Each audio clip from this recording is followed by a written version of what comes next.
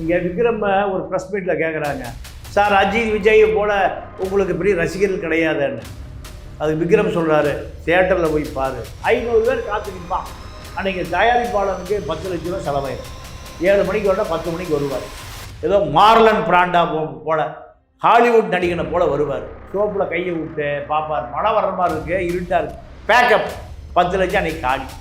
தெருவுக்கு வந்துடுவான். இருந்து போனவங்க தான் நிறையா இருக்கானே தவிர வாழ்ந்தவனே இல்லை. எத்தனை நாள் நான் படத்தை நடித்து இந்த பணத்தை சேர்த்து 2 கோடி கூட செலவு பண்ணாமல் 8 கோடி என்னை ஏமாற்றி விட்டான் என்னுடைய நண்பன் விக்ரம்.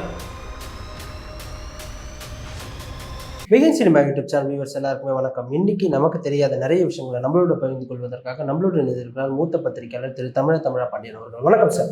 வணக்கம் சார். தமிழ் சினிமாவில் நோ ஹேட்டர்ஸ் வச்சிருக்கிற நடிகர்கள் ஒரு சில பேர் தான். அந்த வகையில் பலவிதமான வேஷங்கள் போட்டு மக்கள் மனசுல எல்லார் மனதிலையும் நீங்காத இடம் பிடிச்சிருக்கிறவர் தான் நடிகர் விக்ரம் அவர்கள்.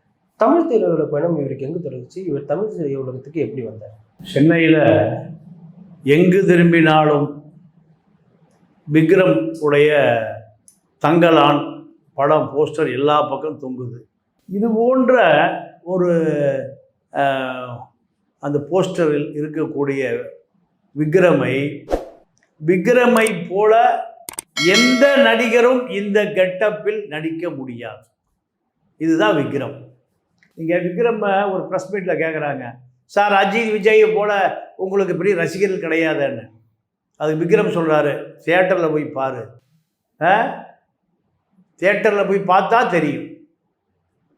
இதுதான் விக்ரம். விக்ரமுடைய நடிப்பு கமலஹாசனுக்கு இணையான நடிப்பு, சிவாஜிக்கு இணையான நடிப்பு. ஒரு படத்தை மெருகேற்றுவதற்கு விக்ரமை தவிர எந்த நடிகனும் அந்த கேரக்டராகவே மாற முடியாது. உதாரணத்துக்கு சேது படத்தில் அந்த கேரக்டருக்காக பிச்சைக்காரனோடு உட்காந்து பிச்சை எடுத்திருக்காரு, பட்டினி கிடந்திருக்காரு, பசியாக கிடந்திருக்காரு. சினிமாக்காரன் அப்படின்லாம் ரிஸ்க் எடுக்கவே மாட்டான், கேரவன் வேலை விட்டு இறங்க மாட்டான். இதுதான் விக்ரம், பிறவி கலைஞன். நீங்கள் பிறவி கலைஞனுடைய ஒரிஜினல் பேர் என்னன்னு கேட்டிங்கன்னா ஜான் விக்டர் கென்னடி. இதுதான் இவருடைய பெயர். கமலஹாசனும் பரமக்குடி, இந்த ஜான் விக்டர் கென்னடி என்ற விக்ரமும் பரமக்குடி. இதுதான் ஒற்றுமை.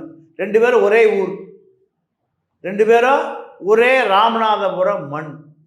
உணர்ச்சிக்கு 1% கூட குறையில்லாமல் இருக்கக்கூடிய மக்கள் வாழ்கிற மண் ராமநாதபுரம் மண் என்பது.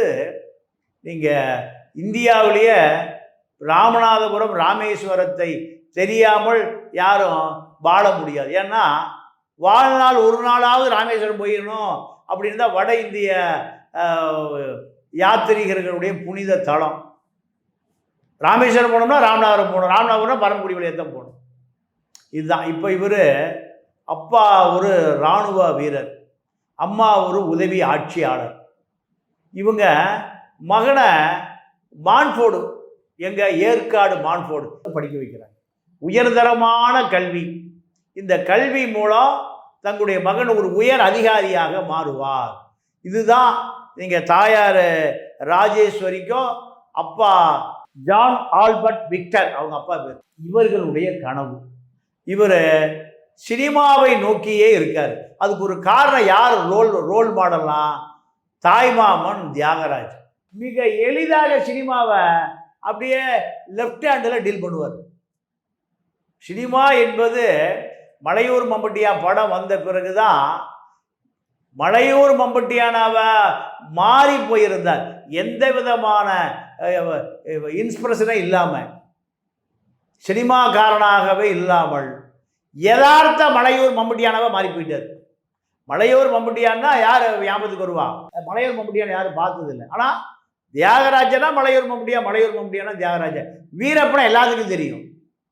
வீரப்பனாக இனி யாரும் நடிக்கவே முடியாது. ஆனால் மலையூர் மம்பட்டியான் தான் வீரப்பனுக்கே முன்னோடி. அந்த முன்னோடியாக மாறி போனவர் தியாகராஜன். விக்ரமுடைய தாய் மாமன் தான் தியாகராஜன். தியாகராஜன் சினிமா துறையில் இருப்பதன் மூலம்தான் சினிமா துறையில் தான் எப்படியாவது நடிகனாகி தீரணும்னு வெறி பிடிச்ச சினிமா பக்தனாக மாறினார்.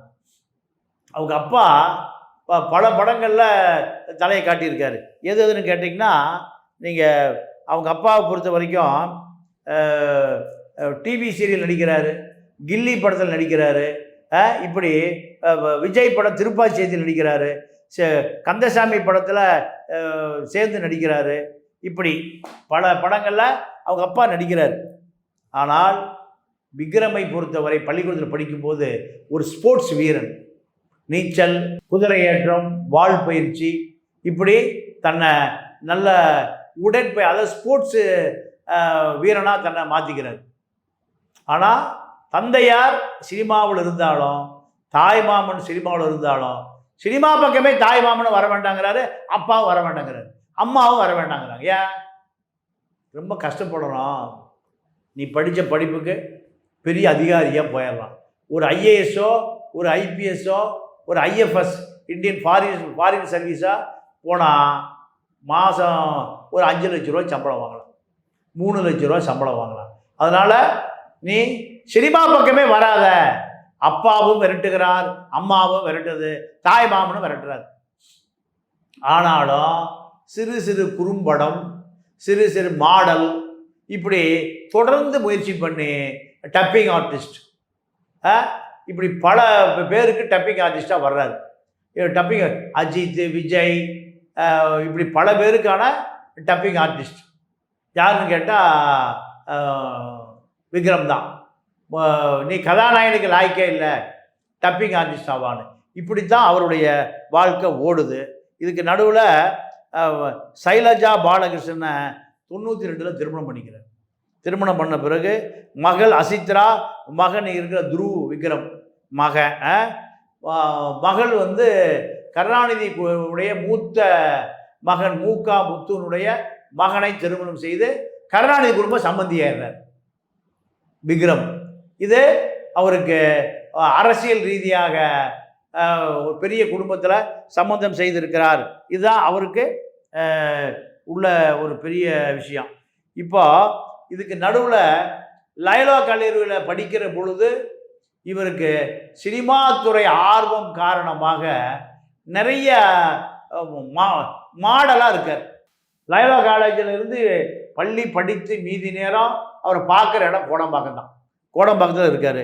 இதுக்கு நடுவில் சினிமா வாய்ப்புக்காக தேடி அலைகிற பொழுது ஒரு விபத்து, ஒரு ஆக்சிடெண்ட், கார் விபத்தில் கால் ஃப்ராக்சர் ஆகிடும். ஃப்ராக்சர் ஆன பிறகு மருத்துவமனையே கதி. எத்தனை வருடம்? 3 வருட காலம். 3 வருட காலம் சினிமாவையே நினைத்து கொண்டு மருத்துவமனையிலே படுத்து கிடக்கிறார். மருத்துவமனையில் 24 மணி, அதாவது தூங்குகிற நேரம் தவிர மற்ற நேரங்கள் பூராமல் ரேடியோ. அப்போ டிவிலாம் இல்லை, ரேடியோ தான் அவருடைய துணைவன். என்ன சினிமாவில் என்ன நடக்குது, ஒளியும் ஒளியிலிருந்து பாடல்கள் வரை. இப்போ என்ன நினைக்கிறாருன்னா, நம்ம கால் ஃப்ராக்சரேஷன் நடிக்க முடியாது, நடக்க முடியாது, சரி பாடகனாவது மாறிடலாம். கதாநாயகனோ டைரக்ஷனோ வில்லனோ எந்த கேரக்டர் இல்லை, இனிமேல் எப்படி மாற போகிறோம்? பாடகன். அதுக்காகத்தான் அவர் எஃப்எம் துணையோடு 3 வருட காலம் கழிக்கிறார். இதுதான் விக்ரமனுடைய மிகப்பெரிய, அதாவது சொல்ல முடியாத சோகத்தின் 3 வருட காலம். இதுக்கு நடுவில் அவர் என்ன நினைக்கிறாருன்னா, எப்படியாவது மீண்டும் திரைப்படத்தில் சைன் பண்ணிடணும். இதுக்காக 3 வருட காலம் காத்திருந்து நடக்க ஆரம்பித்த பிறகு முதல் நடந்த இடம் எது? கோடம்பாக்கம் தான். கோடம்பாக்கம் ஸ்டுடியோ வாசலில் தான். மீண்டும் வாய்ப்பு கேட்டு அலைகிறாரு. சின்ன சின்ன வாய்ப்பு, சின்ன சின்ன சின்னத்திரை, குறும்படம், இப்படி தான் அவருடைய வாழ்க்கை போகுது. இதில் டைரக்டர் ஸ்ரீதர் கண்ணில் படுறாரு. பட்ட பிறகு ஸ்ரீதர் என்ன பண்ணுறாரு கேட்டிங்கன்னா, என் காதல் கண்மணி, தந்து விட்டான் என்னை, இப்படி 2 படம் விக்ரம திரைத்துறையில் நுழைவதற்கான வழியை ஏற்படுத்தி கொடுத்தது. அதில் ஸ்ரீதர் படம், அந்த படம் பெரிய அளவில் போகலை, பெரிய அளவில் பேர் வாங்கி கொடுக்கல, பெரிய அளவில் இவரை கோடம்பாக்கத்தில் பேசுபொருளாக மாறலை. பிசி ஸ்ரீராம் இந்தியாவிலே பெரிய கேமராமேன், அமிதாப் பச்சன் உட்பட அத்தனை பேரும் பிசி ஸ்ரீராமுடைய கால் சீட்டுக்காக காத்து கிடப்பாங்க. அவர் என்ன பண்ணுறாரு, சொந்தமாக மீரான்னு ஒரு படம் எடுக்கிறார். அந்த படத்தில் விக்ரம் தான் பெரிய கேரக்டர், அதுவும் ஓடலை. அடுத்து மாஃபியா படம், அதுவும் ஓடலை. சைன்யம் ஓடலை. தமிழ், தெலுங்கு, மலையாளம், கன்னட, இப்படி பல படங்கள் எதுவும் கேரக்டராக மனதில் நிறுத்தக்கூடிய கேரக்டர் எதுவுமே இல்லை. ஆனாலும் தொடர் முயற்சி, டப்பிங் ஆர்டிஸ்ட்டு, பின்னணி குரல், இப்படி தான் தொடர்ந்து போகுது.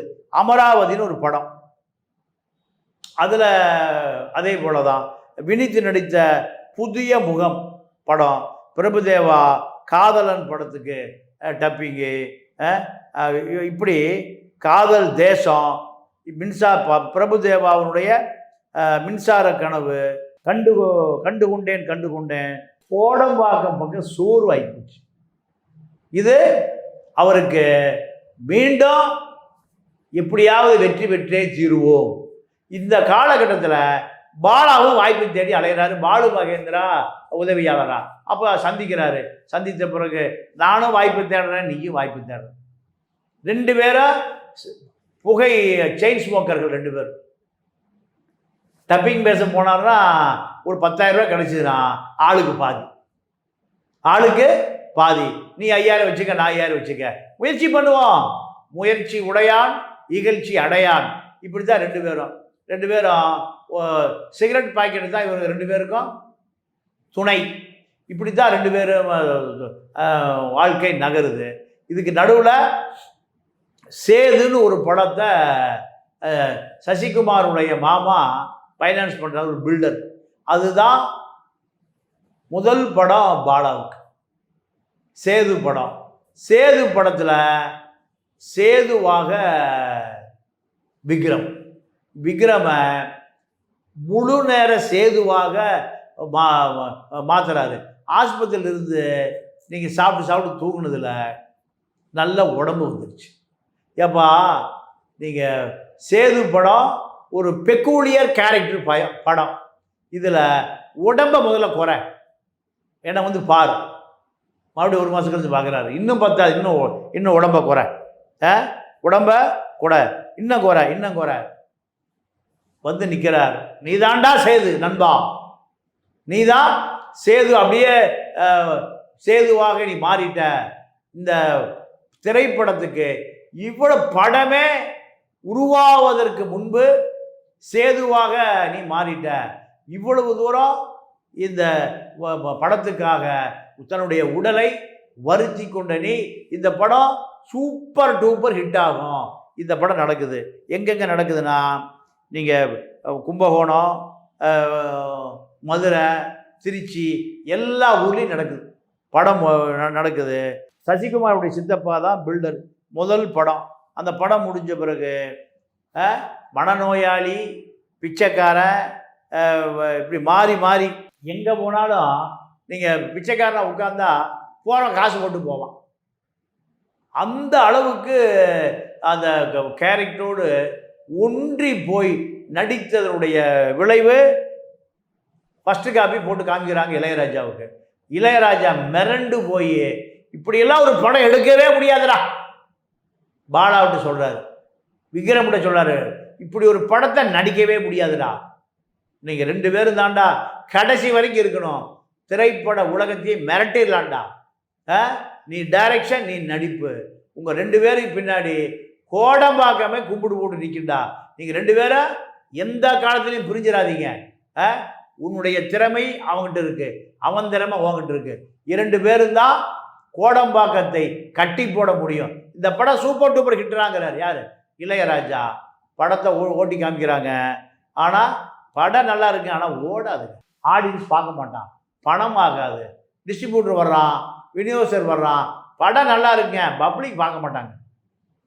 2 பேரும் ஏவிஎம் ஸ்டுடியோ வாசலில் ஆளுங்க சிகரெட்டை குடிச்சிட்டு புகையை விட்டுட்டு என்னடா நம்ம நிலைமை இப்படி ஆகிப்போச்சு. வந்து பார்க்குற விநியோகஸ்தர் கோயம்புத்தூர்காரன், தஞ்சாவூர், கும்பகோணம், மாயவரம், நல்லா இருக்கியா படம், ஆனால் ஓடாதியா, இப்படியாவது ரிலீஸ் பண்ணால் போதும், அடுத்த படத்தில் நம்ம பார்த்துக்குவோம். இப்படி பல பேரை கெஞ்சி கூத்தாடி ஒரு ஷோ போடுறாங்க, ஒரு ஷோ ஓடுது, 2 ஷோ போடுறாங்க, அப்புறம் அது பிச்சுக்கிட்டு போகுது. இதில் என்ன பெரிய விஷயம்னா, எல்லா பத்திரிக்கையும் ஆனந்த விகடன், குமுதம் எல்லாம் மார்க்கு போடக்கூடிய பத்திரிகைகள் பூரா அருமையான படம் அது. இந்த படத்துக்கு 45 மார்க் போடலாம். ஆனந்த விகடன், குமுதம் போன்ற பத்திரிகைகள்லாம் மார்க் போடுறாங்க, ஆனால் வாங்க ஆள் இல்லை. போட்டால் இப்போ ப்ரொடியூசர் என்ன பண்ணுறான், ஏடா உங்களை நம்பி நான் பல லட்சத்தை இழந்து கட்டடம் கட்டி விற்றாலே நல்ல லாபம் வந்திருக்கும், உங்களை நம்பி என் கட்டடமும் போச்சு, என் பணமும் போச்சு, அறிக்க ஆரம்பிக்கிறார். ஒரு காலகட்டத்தில் தயாரிப்பாளர் வந்தால் பாலா பறந்துடுவார். இப்படியான நிலைமை. ஆனால் திரைப்படம் ஒரு காப்பி பிரிண்ட் பண்ணுறாங்க, ஓடுது, 2 காப்பி பிரிண்டு, 3 காப்பி, 15 நாளையில் தலைகீழ மாறி போகுது. சேது படம் 1 ஷோ போட்டு, 2 ஷோ போட்டு, 3 ஷோ, 4 ஷோ போட்டு எல்லா தியேட்டர்லேயும் மிகப்பெரிய வரவேற்பு. பல லட்சக்கணக்கான ரூபா, கோடிக்கணக்கான ரூபா லாபம். யாருக்கு? டிஸ்ட்ரிபியூட்டருக்கு. முதலாளிக்கு பணம் இல்லை, அவுட் ஹேண்ட் வித்தாச்சு, படமே ஓடாது, எப்படியா வாங்கிக்கிங்கயா. அப்போ ப்ரொடியூசர் வந்து கேட்குறான், ஏண்டா பாவிங்களா, என் பணத்தை போட்டு படம் எடுத்து எவனா சம்பாதிக்கிறான், எனக்கு பணம் வரலையே, ஏன்னா மொத்தம் அவுட் ஹேண்ட் வித்தாச்சு, படம் எப்படியாவது ஓடட்டும்ங்க, இதுக்காக கேட்ட விலைக்கு கொடுத்துருவோண்ணா, கொடுத்தா வாங்கணும் போகிற கோடீஸ்வரன் ஆகிட்டான், படம் எடுத்துருவோம் பிச்சைக்காரன் ஆகிட்டான். பாலா சொல்கிறாரு, அடுத்த படம் உங்களுக்கு தான் பண்ணுறேன், அதில் பல கோடி லாபம். இன்னைக்கு வரைக்கும் சசிகுமார் சித்தப்பாவுக்கு இப்போ படமே பண்ணி கொடுக்கல, அவர் இன்னும் கட்டடம் கட்டிட்டு தான் இருக்கார், செம்மண் செங்கல் சிமெண்ட் கட்டிட்டு தான் இருக்கார்.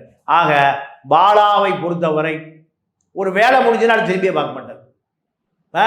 சைக்கோ பாலா. ஒருத்தர் சாப்பிட்றான்னு சாப்பிட்டுட்டு இருக்கேன்னு தெரிஞ்சா அவனை அடிப்பார், திட்டுவார், உதப்பார். பாலாவை பொறுத்தவரை பாலு மகேந்திராவிட்ட அடி வாங்கி, வாங்கி, மிதி வாங்கி, அதே போல உதவி இயக்குநர்களும் அடி வாங்கணும், வாங்கணும். இதுதான் பாலா. அப்போ பாலாவுக்கு பேரை சைக்கோ பாலா. இந்த பாலா சேது படத்திற்கு பிறகு பாலாவுக்கும் மிகப்பெரிய பேர், விக்ரமுக்கும் மிகப்பெரிய பேர். இதுக்கு பின்னாடி விண்ணுக்கும் மண்ணுக்கும் படம் விக்ரம் எடுக்கிறாரு. அடுத்து உல்லாசம் அஜித்தோட சேர்ந்து நடிக்கிறாரு. ஜெர்ரி ஜெடி அமிதாப் பச்சனை வைத்து படம் எடுத்த அமிதாப் பச்சனுடைய தயாரிப்பு நிறுவனத்தை சேர்ந்த ஜெர்ரி ஜெர்டி. இதில் தில்லுன்னு ஒரு படம் சூப்பர் டூப்பர் ஹிட், விக்ரமை அடுத்த நிலைக்கு கொண்டு போகுது. அதே போல காசி அதை விட ஹிட். அப்போது ரஜினி சொல்கிறாரு, சூப்பர் ஸ்டார் பட்டத்துக்கு தகுதியானவன் விக்ரம் தான். ஏன்னா பணம் போட்டு எடுக்கிற முதலாளி பல கோடி லாபம் வந்தா அவன் தாயா சூப்பர் ஸ்டார். அவன் திருப்பி இப்போ அடுத்த படம் எடுக்க வருவான். யாரு? தயாரிப்பாளர். இல்லைன்னா போயிடுவான். விக்ரம் தான் சூப்பர் ஸ்டார். விக்ரமை வச்சு எடுக்கிற தயாரிப்பாளர் தான் சூப்பர் ஸ்டார், நான் சூப்பர் ஸ்டார் இல்லைன்னு ரஜினியே ஒரு பட விழாவில் சொல்கிறாரு. அப்போது காசி படம் ஹிட்டு. அடுத்து அதுக்கு ஃபிலிம்பேர் விருது. ஜெமினி படம் வருது. அதில் தான் இளைஞர்கள் பூரா தமிழில் ஒரு பெரிய மேனரிசம், ஓ போடு, எது எந்த காமெடியாக இருந்தாலும் ஒரு ஓ போடு. இதை விக்ரம் படம் ஜெமினி வந்த பிறகு தான் தமிழ்நாடு முழுக்க பட்டி தொட்டி எல்லாம் இது போன்ற ஒரு விஷயந்தான் பெரிய அளவில் பேசப்பட்டதுனால விக்ரம் என்பவர் தமிழ் திரைப்பட உலகத்தில் நீடித்து நிலைத்து நிற்கக்கூடிய ஒரு இடத்தை தக்க வைத்து கொண்டார். இதுதான் 2001 2002 தூள் படம்.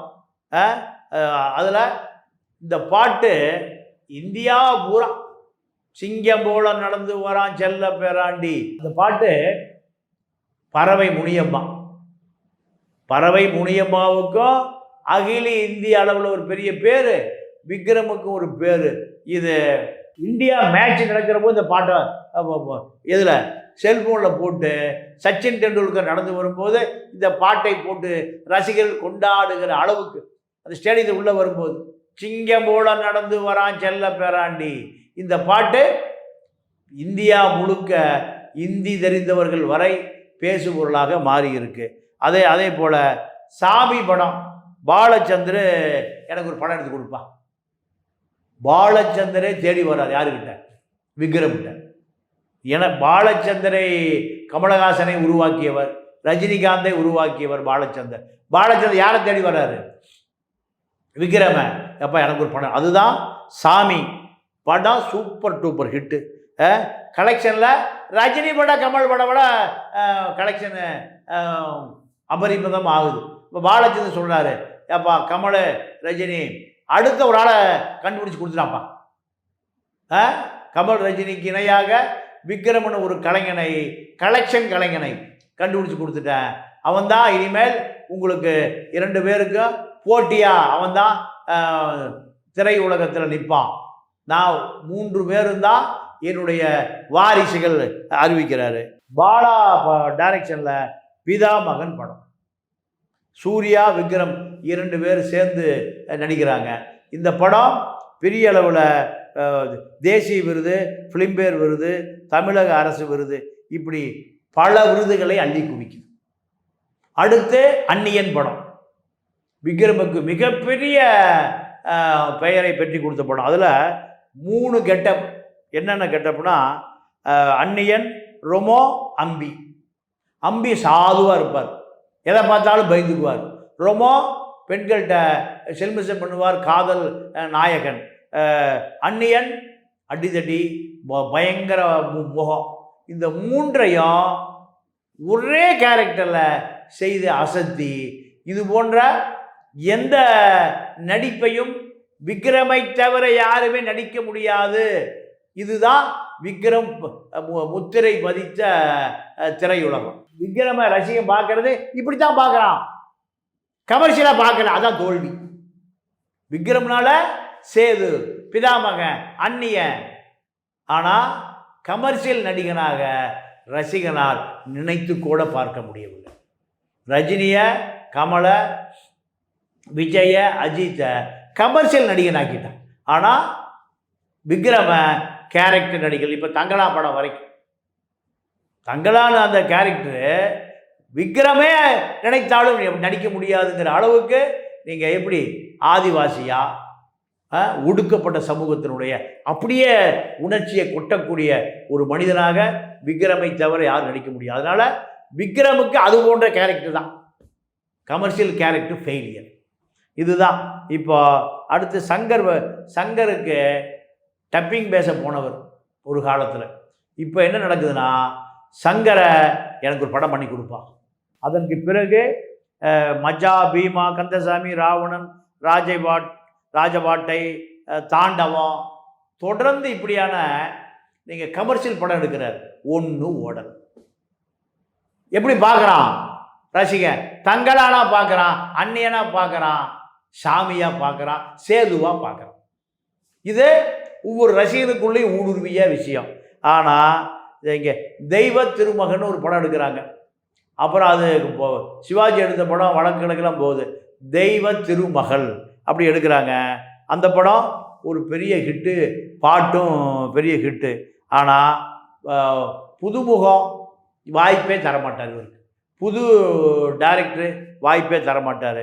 விக்ரமை பொறுத்த வரைக்கும் இதுதான் அவருடைய பலவீனம். அடுத்து என்ன பண்ணுறாங்க, பாலாட்ட தம்பின்னு ஒரு படம் சசிகுமார் எடுக்கிறாரு. அந்த படமும் பெரிய அளவில் போகலை. பாலாவை பொறுத்த வரைக்கும் ஒரு திரைப்படம் தயாரிப்பதற்கு நீங்கள் பல லட்சம் பல கோடியை நீங்கள் இழுத்து விட்டுருவார், தெருவில் இழுத்து விட்டுருவார். பாலாவால் வீழ்ந்து போனவங்க தான் நிறையா இருக்கானே தவிர வாழ்ந்தவனே இல்லை. இப்போ சமூக வலைதளத்தில் தங்கலான் படம் மிகப்பெரிய படம், ரஞ்சித் படம். சமூக வலைதளத்தில் பாலாவுக்கு ஏன் நன்றி சொல்லின்னு நிறைய முட்டாள்கள் போடுறான். ஆனால் பாலா நன்றியோடு இருக்க வேண்டிய நபர் தான் விக்ரம் கிட்ட. ஏன்னா விக்ரம் ஆரம்ப கட்டத்தில் பாலாவை, இந்த சினிமாவை விட்டு பல முறை வெளியேறக்கூடிய பாலாவை தடுத்து நிறுத்தி தன்னுடைய வருமானத்தில் பாதியை கொடுத்து இந்த துறையில் நிற்க வைத்தவர் விக்ரம் தான். அதனால் பாலா தான் விக்ரமுக்கு நன்றி சொல்லணும். நன்றி கெட்ட மனிதன் பாலா, சைக்கோ மனிதன் பாலா, இதுதான் திரை உலகத்தில் அவருக்கு கொடுத்துருக்கிற பட்டம். அடுத்து என்னன்னா 500 பேர் காத்து நிற்பான். அன்றைக்கி தயாரிப்பாளனுக்கு 10 லட்ச ரூபா செலவாயிருக்கு. பாலா வருவார், 7 மணிக்கு வரணும், 10 மணிக்கு வருவார். ஏதோ மார்லன் பிராண்டா போல ஹாலிவுட் நடிகனை போல வருவார். ஒல்லி பிச்சான் வந்து சோப்பில் கையை விட்டு பார்ப்பார். மழை வர்ற மாதிரி இருக்கு, இருட்டாக இருக்கு, பேக்கப் 10 லட்சம் அன்னைக்கு காலி. தெருவுக்கு வந்துடுவான். இதுதான் பாலா. ஆஸ்கர் ஃபிலிம்ஸே அதோட காணாமல் போச்சு. பாலாவுக்கு ஒரு பெரிய பலவீனம் என்னன்னா, எந்த நடிகரும் எந்த தயாரிப்பாளரும் இவர் சொல்லுவதை கேட்கணும், கதை சொல்ல மாட்டார். விக்ரம் என்ன பண்ணுறாரு, தன்னுடைய மகனை வச்சு ஒரு படம் பண்ணணும், தன்னுடைய மகனுக்கு ஒரு பெரிய எதிர்காலத்தை உருவாக்கணும்னு பாலாட்ட போகிறார். பழைய நண்பன்கிட்ட போகிறார். நண்பன்கிட்ட போய் ஒரு சென்டிமெண்ட்டாக தன்னை இவ்வளோ பெரிய உயரத்துக்கு கொண்டு வந்ததில் பாலாவுக்கு ஒரு பங்கு இருக்குது. அதனால் தயவு செய்து என்னுடைய மகனை இதே உயரத்துக்கு கொண்டு வா, ஃபஸ்ட்டு காப்பி 10 கோடி ரூபா, இந்த 10 கோடி வச்சுக்க, படத்தை எடு. இந்த அந்த படம் தான் என்ன படம்னா வர்மா, அர்ஜுன் ரெட்டின்னு தெலுங்கில் சக்க போட்ட படம். 10 கோடியும் கொடுத்து தன்னுடைய மகனையும் கொடுத்துட்டார் விக்ரம். துருவ ஒரு விஜய் அஜித்தை போல ஒரு பெரிய நடிகனாக மாற்றுன்னு கொடுக்குறார். இவர் 10 கோடி வர வரைக்கும் பாலா, 10 கோடி பணம் வந்துட்டா அவர் கீலா. 10 கோடி ரூபா ஃபஸ்ட் காப்பிக்கு துருவ தமிழ்நாட்டினுடைய முன்னணி ஹீரோவா மாத்திரன்னு வாக்கு கொடுத்த பாலா பழைய நண்பன், குடும்ப நண்பன், 2 குடும்பமும் நெருங்கிய நட்பு. துருவ பிறந்து வளர்ந்ததுலேருந்து பாலாவை தெரியும், மாமா மாமான்னு கூப்பிடுவான். இவனுக்கு செய்த பெரும் துரோகம் தான் பாலா. நீங்கள் வாழ்நாள் முழுவதும் விக்ரம் குடும்பத்துக்கு உழைத்தாலும் ஈடு செய்ய முடியாது. 10 கோடி ரூபா பணத்தை வாங்கிட்டு விக்ரமை சந்திப்பதையே தவிர்த்து விட்டார். விக்ரம் போய் காத்திருப்பார். 1 மணி நேரம் உள்ள சிகரெட் குடிச்சிட்டு உட்காந்துருப்பார். யார்? பாலா. விக்ரம் 1 மணி நேரம் உட்கார வச்சிருப்பார். ஏன்? தலைக்கணம், திமிரு, உடம்பு முழுக்க கொழுப்பு. மொத்தமே 15 கிலோ தான் பாடி, 15 கிலோவுக்கு மேலே இல்லை. பொண்டாட்டி விட்டு ஓடி போயிட்டான். இந்த பாலா 2 மணி நேரம் 3 மணி நேரம் காக்க வச்சிருப்பான் விக்ரம். 2 மணி நேரம் பொறுமையாக இருந்து விக்ரம் தன்னுடைய மகனுடைய எதிர்காலத்துக்காக பொறுமை காத்து பார்க்க போனால் 5 நிமிஷத்தில் பேசிட்டு எழுதி போயிடுவார். அந்த படம் அட்டர் பிளாப். 10 கோடி போச்சு. படத்தை பார்த்து கதறி கதறி அழுகிறார். என்னுடைய இந்த 10 கோடிக்காக நான் எத்தனை நாள் உழைப்பு, எத்தனை நாள் நான் படத்தை நடித்து இந்த பணத்தை சேர்த்தேன். 2 கோடி கூட செலவு பண்ணாமல் 8 கோடி என்னை ஏமாற்றி விட்டான் என்னுடைய நண்பன் விக்ரம். எனக்கு இவ்வளவு பெரிய துரோகம் செஞ்சுட்டான் இந்த நண்பன், சைக்கோ நண்பன். எனக்கு அவன் செய்த துரோகத்தை என்னால் ஏற்றுக்கொள்ளவே முடியலன்னு ஃபஸ்ட்டு காப்பி பார்த்துட்டு கதறி அழுகிறார். குடும்பமே அழுகுது. துருவ அழுகிறா அப்பாவை பார்த்து, விக்ரம் மனைவி அழுகிறா, மகனுடைய வாழ்க்கை நாசமாக போச்சேன்னு. இப்படிப்பட்ட சைக்கோ தான் இந்த பாலா. அந்த படம் ஓடவே இல்லை, அந்த வர்மா படம். இதற்கு பிறகு அதே கதையை வேறு ஒருத்தட்ட கொடுக்குறாரு விக்ரம். இந்த படத்தை எடுத்து தன்னுடைய மகனை ஒரு பெரிய கதாநாயகனாக மாற்றுங்க, இதுக்காக 10 கோடி ரூபாய் செலவு பண்ணியிருக்கேன்.